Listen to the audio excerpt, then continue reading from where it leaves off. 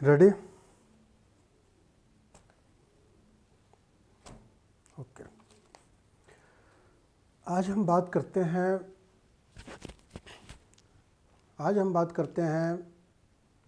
फिर से भारत, मतलब फिर से मेरा मतलब है कि आज हम फिर भारत में संवैधानिक संस्थाओं के विकास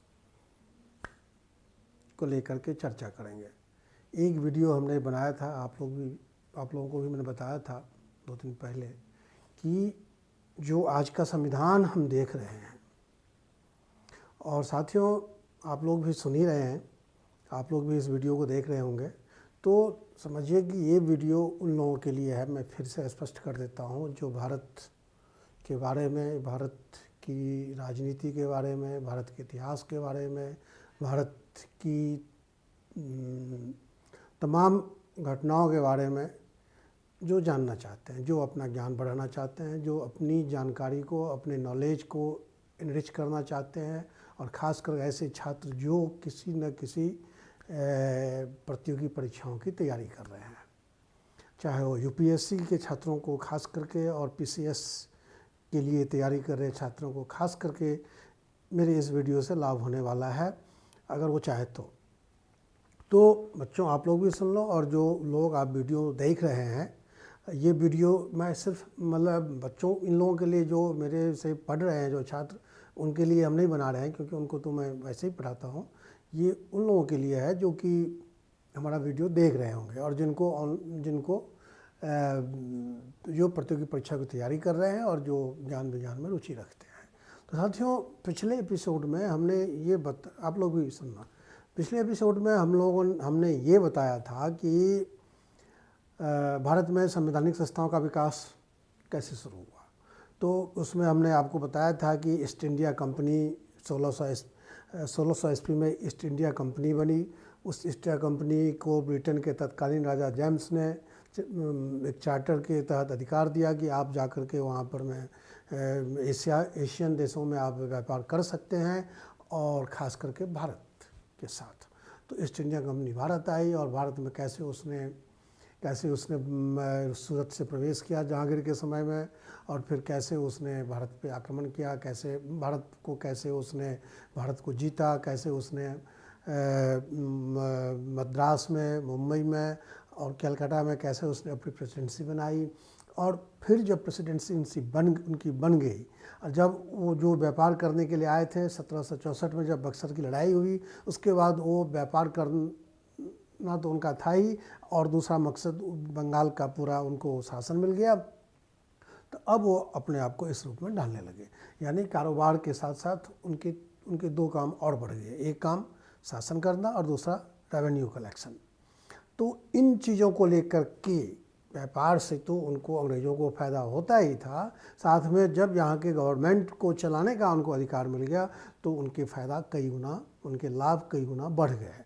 और इसी बात को लेकर के जो उस समय ब्रिटेन में जो बाकी व्यापारी घराने थे, वो जो है ईस्ट इंडिया कंपनी के एक अधिकार में दखल देने का प्रयास करने लगे। और साथ साथ ब्रिटिश संसद में भी एक ऐसा तबका था पार्लियामेंट में जो चाहता था कि डायरेक्ट भारत पे अंग्रेजी सरकार यानी ब्रिटिश पार्लियामेंट का अधिकार हो। और इसी क्रम में उसने इंग्लैंड की संसद ने, ब्रिटिश की संसद ने भारत में शासन कर रहे ईस्ट इंडिया कंपनी के कामकाज को पर अपना नियंत्रण और निगरानी शुरू किया।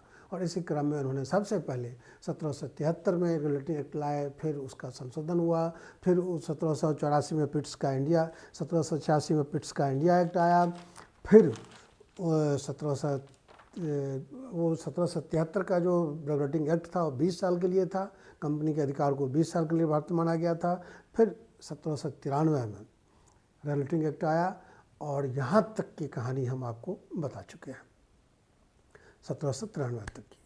अब हम चलते हैं 1793 के बाद का जो संवैधानिक घटनाक्रम, मतलब संविधान के लिहाज से, संवैधानिक संस्थाओं के विकास के लिहाज से जो भारत में घटनाक्रम हुए, हम उसके बारे में बताते हैं। दोस्तों, एक चीज़ हमें याद रखिएगा कि आपको पूरी कहानी यात्रा हम वैसे सुना सकते हैं। 1793 में, फिर 1813 में, फिर 1833 में कैसे चार्टर्ड एक्ट आया, कैसे भारत पे ईस्ट इंडिया कंपनी के बदले कैसे ब्रिटिश संसद का अधिकार जमता गया। लेकिन वस्तुनिष्ठता जरूरी है और एक एक पॉइंट का सही होना बहुत ज़रूरी है ताकि आप इसका इस्तेमाल कर सकें, एकेडमिक इस्तेमाल कर सकें। इसलिए जो हमने नोट्स बनाए थे, जो हमारे पास नोट्स अवेलेबल हैं, उस नोट्स के सहारे हम आपको पॉइंट टू पॉइंट बताएंगे कि 1793 के बाद 1813 में जब चार्टर्ड एक्ट आया तो उसमें क्या क्या प्रावधान हुए। तो अब आप इसको ध्यान से सुनिएगा और आप लोग भी इसको ध्यान से सुनिए। आप तो ऐसा हुआ कि 1793 में चार्टर्ड एक्ट के बाद 1793 के चार्टर्ड एक्ट के बाद हम बात करते हैं 1813 के चार्टर्ड एक्ट की। 1813 1900, क्योंकि 20 साल के बाद चार्टर्ड एक्ट आया था।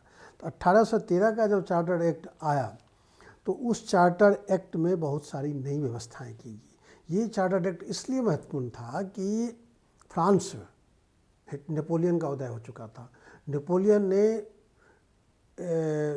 ने जब पूरे यूरोप को प्रभावित करना शुरू किया तो उसकी टक्कर हुई इंग्लैंड से, और इंग्लैंड को नेस्तनाबूद करने के लिए उसने एक कॉन्टिनेंटल सिस्टम लागू किया।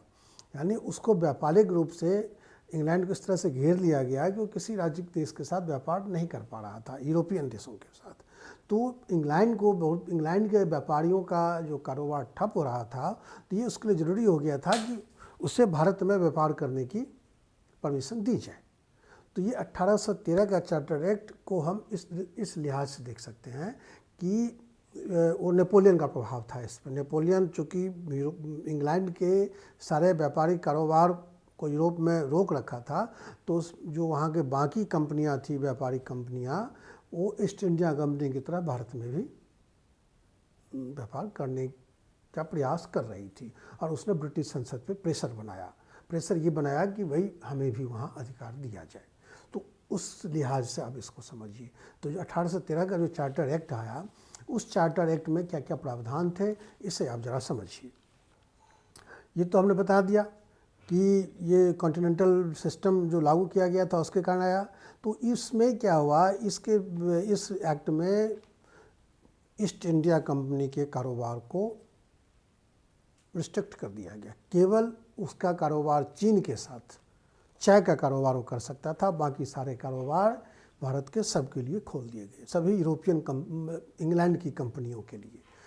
उसका मोनोपोली, ईस्ट इंडिया कंपनी का मोनोपोली व्यापार से ख़त्म कर दिया गया। अब वो केवल चीन के साथ व्यापार कर सकती थी ईस्ट इंडिया कंपनी, और चीन के साथ भी चाय का व्यापार कर सकती थी, चाय की पत्ती का। ठीक, ये समझ गए। मतलब ये पहला पॉइंट। एक तो कॉन्टिनेंटल सिस्टम नेपोलियन का इससे प्रभावित था। दूसरा ये समझिए आप कि इसने जो है ईस्ट इंडिया कंपनी की मोनोपोली भारत से ख़त्म कर दी। सभी को अधिकार मिल गया, ब्रिटिश इंग्लैंड की सभी कंपनियों को, कि they can go India and they can start their business. उसके बाद था कि उसके बाद एक और महत्वपूर्ण परिवर्तन इसमें हुआ कि भारत में ईसाई मिशनरियाँ आ सकती थी। ये छूट 1813 के चार्टर्ड एक्ट से दी गई। और एक इम्पोर्टेंट बात ये की गई कि भारत में पहली बार शिक्षा का बजट शुरू किया गया। ईस्ट इंडिया कंपनी के क्षेत्र में जो भी भारत के इलाके थे, उन इलाकों के लिए 1 लाख रुपए की व्यवस्था की गई कि इस पैसे से शिक्षा का विकास किया जाए। और शिक्षा में संस्कृत और भारतीय पद्धति से शिक्षा देना भी शामिल था।